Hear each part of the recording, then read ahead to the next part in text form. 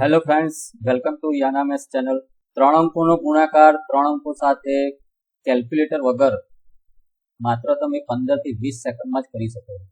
મોટાભાગના વિદ્યાર્થીઓ આ ગુણાકાર કરવામાં લાંબી પદ્ધતિ વાપરે છે, એટલે સમય પણ વધારે જાય છે અને ભૂલ પણ પડવાની શક્યતા રહે છે.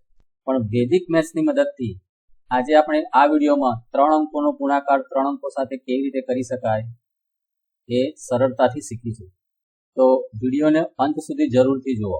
આ વિડીયોમાં આપણે 3 અંકો સાથે 3 અંકો એકલા જ નહીં, પણ 3 અંકો સાથે 2 અંકોનો ગુણાકાર પણ જોઈશું. એટલે વિડીયોને અંત સુધી જરૂરથી જુઓ. દાખલા તરીકે એક એક્ઝામ્પલ લઈએ, 723 ગુણ્યા 514. તો હવે પદ્ધતિ શું છે પહેલા એ શીખીએ. આપણી પાસે આ રીતે 3 અંકો છે અને એનો ગુણાકાર 3 અંકો સાથે કરવો છે.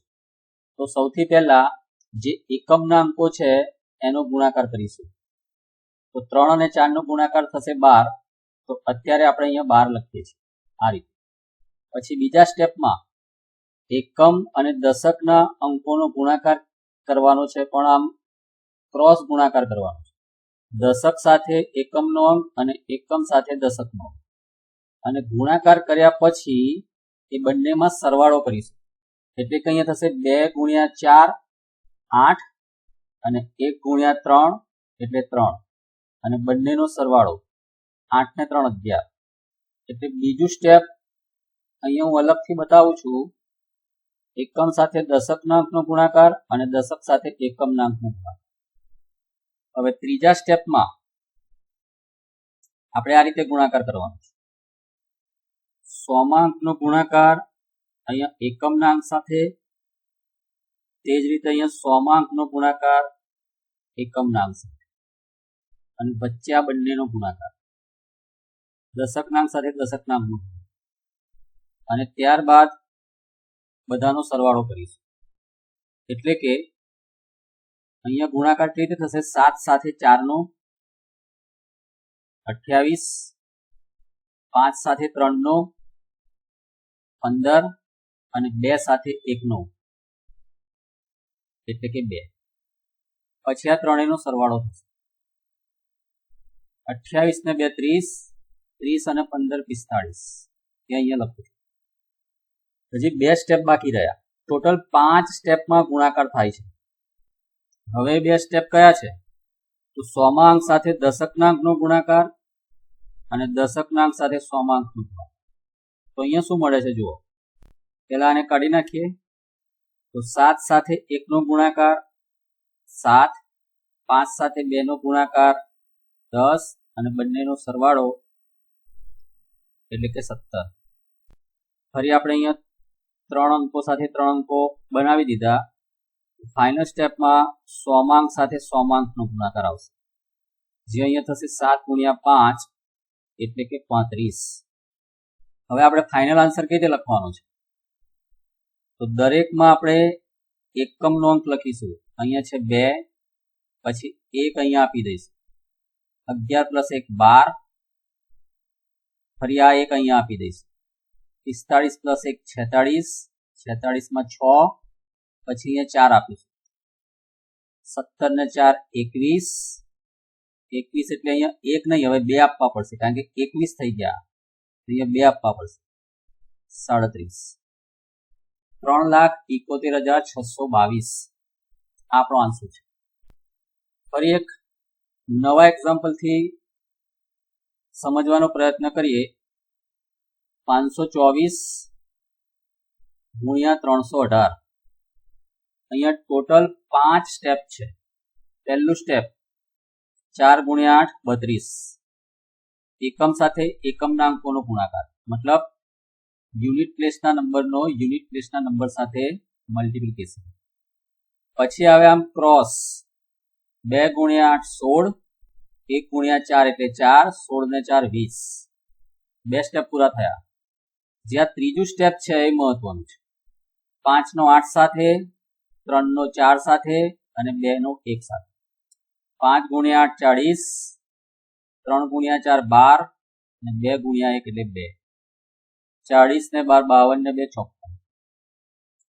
પછી ચોથું સ્ટેપ જે અહીંયા બીજું હતું એ રીતે આમ ક્રોસ ગુણાકાર 5 નો ગુણાકાર 1 સાથે એટલે 5 અને 3 નો ગુણાકાર 2 સાથે એટલે 6 5 + 6 11 અને છેલ્લું સ્ટેપ એટલે કે 100 માં અંકનો ગુણાકાર 100 માં અંક સાથે 5 × 3 એટલે 15. તો હવે આપણને જવાબ મળશે અહીંયા લખીશું 2 3 કેરી છે 20 + 3 23 2 વધી 54 + 2 56 56 ના 6 અહીંયા 5 વધ્યા એ 11 ને આપીશું 11 ને 5 16 1 વધ્યો એટલે કે 15 ને આપીશું અને ફરી 16 1,66,632. હજી આપણે આગળ 3 અંકોનો ગુણાકાર 2 અંકો સાથે શીખીશું એટલે વિડીયો પૂરો જુઓ. હવે થોડું કેલ્ક્યુલેશન આપણે ફાસ્ટ બનાવીએ.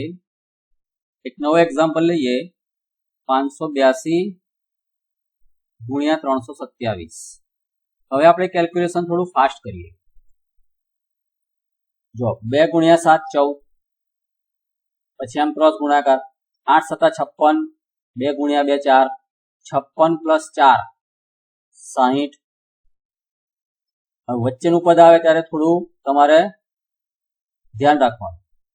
5 × 7 35 3 × 2 6 8 × 2 16 35 ને 6 41 ને 16 57. પછી ચોથું સ્ટેપ 5 × 2 10 8 × 3 24 10 ને 24 34 અને છેલ્લું સ્ટેપ 5 × 3 15.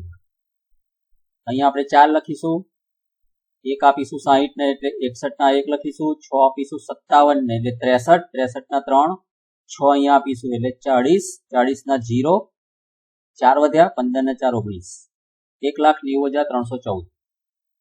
હવે ધારો કે 3 અંક હોય 329 × 46 આ રીતે હોય તો આપણે શું કરવાનું છે અહીંયા 0 મૂકી દઈશું એટલે આ તો 46 જ છે પણ આને પણ 3 અંકની સંખ્યા બનાવી દઈશું. તો હવે જો કેલ્ક્યુલેશન ફાસ્ટ કરીશું 9 × 6 54 2 × 6 12 9 × 4 36 12 + 36 એટલે 48. હવે ત્રીજું સ્ટેપ આવ્યું તો ત્રીજા સ્ટેપમાં 3 × 6 18 0 × 9 એટલે 0 18 + 0 એટલે 18 અને જો વચ્ચે બાકી રહ્યા 2 × 4 8 18 0 અને 8 એટલે 26. પછી ચોથું સ્ટેપ છે 3 × 4 12 0 × 2 એટલે 0 અહીં લખીશું 12 + 0 એટલે 12 અને ફાઇનલ શું આવશે 3 × 0 એટલે 0. તો જવાબ શું આવશે 4. અહીંયા 5 આપ્યા એટલે 53 ના 3 ફરી 5 આપ્યા 26 ને 5 31 31 માં 1 અહીંયા મૂક્યો 3 આપ્યા સામે એટલે કે 15 15,134. ધારો કે હવે આ રીતે હોય કે 57 × 934 તો 2 અંકનો ગુણાકાર 3 અંક સાથે થયો તો બંને હવે 3 અંકો હોવા જોઈએ તો અહીંયા 0 મૂકીશું એટલે આ તો 57 જ છે. હવે ગુણાકાર કેવી રીતે થશે 7 × 4 28 5 × 4 20 3 × 7 21 20 + 21 એટલે 41. હવે શું આવશે ત્રીજું પદ 0 ગુણાકારમાં 4 એટલે 0 9 ગુણાકારમાં 7 63 5 ગુણાકારમાં 3 15 63 + 15 78 + 0 એટલે 78. હવે ચોથું સ્ટેપ આવશે 0 × 3 0 9 × 5 45 0 + 45 એટલે 45 અને અહીંયા 0 ગુણાકારમાં 9 એટલે 0. તો અહીંયા 8 2 વધી પડી છે અહીંયા 41 + 2 43 ના 3 4 અહીંયા આપીશું 78 ને 4 82 82 માટે 2 લખીશું અહીંયા 8 આપી દઈએ 45 ને 8 53. જવાબ આવ્યો 53,238. હજી એક એક્ઝામ્પલ લઈએ 734 × 245. હવે બધું કોઈ ડાયાગ્રામ વચ્ચે આમ ક્રોસ આપણે બનાવીએ નહીં સીધો આન્સર જ મૂકીશું 4 × 5 20. પછી આમ ક્રોસ છે 3 ગુણ્યા 5 15, 4 ગુણ્યા 4 16, 15 પ્લસ 16 31. પછી 7 ગુણ્યા 5 35, 2 ગુણાકારમાં 4 એટલે 8, 35 પ્લસ 8 43, 43 ને 3 ગુણ્યા 4 12, 43 ને 12 55. પછી 7 ગુણ્યા 4 28, 2 ગુણ્યા 3 6, 28 ને 6 34, અને 7 ગુણ્યા 2 એટલે 14. અહીંયા 0 લખીશું, અહીંયા 33 માં 3 લખીશું, 55 ને 3 58 માં 8 લખીશું, 34 પ્લસ 5 39 માં 9 લખીશું, 3 14 ના આપી દીધા, 14 ને 3 17. જવાબ આવશે 1,79,830. તમે પણ આ રીતે 3 અંકની સંખ્યાનો ગુણાકાર 3 અંકની સંખ્યા સાથે સરળતાથી કરી શકો છો, પણ એના માટે વધારેમાં વધારે પ્રેક્ટિસની જરૂર પડે. મેથેમેટિક્સ પ્રેક્ટિસથી જ આવડે, મેથેમેટિક્સ જોવાથી આવડશે નહીં. જેમ ક્રિકેટ તમને જોવાથી ના આવડે, ક્રિકેટ ક્યારે આવડે? તમારે એની માટે રમવું પડે, મેદાનમાં ઉતરવું પડે, પ્રેક્ટિસ કરવી પડે, તો જ તમને ક્રિકેટ આવડે. એ જ રીતે અહીંયા મેથેમેટિક્સ ક્યારે આવડે? જોવાથી કશું ના આવડે. તમે આ વિડીયો જોયો ખરો, પણ પ્રેક્ટિસ જ્યાં સુધી ના કરો ત્યાં સુધી સ્પીડ ના આવે, અને અમુક સ્ટેપ પ્રેક્ટિસ વગર ભૂલી જાઓ તમે 5-7 દિવસ પછી. પણ એને તમે રેગ્યુલર પ્રેક્ટિસ કરતા જાઓ તો મેથેમેટિક્સમાં તમારી સ્પીડ વધતી જશે અને મેથેમેટિક્સ તમને સરળ પણ લાગશે. તો આ પ્રકારના વિડીયો સાથે આપણે ફરી એકવાર આ ચેનલ પર મળીશું. Thank you.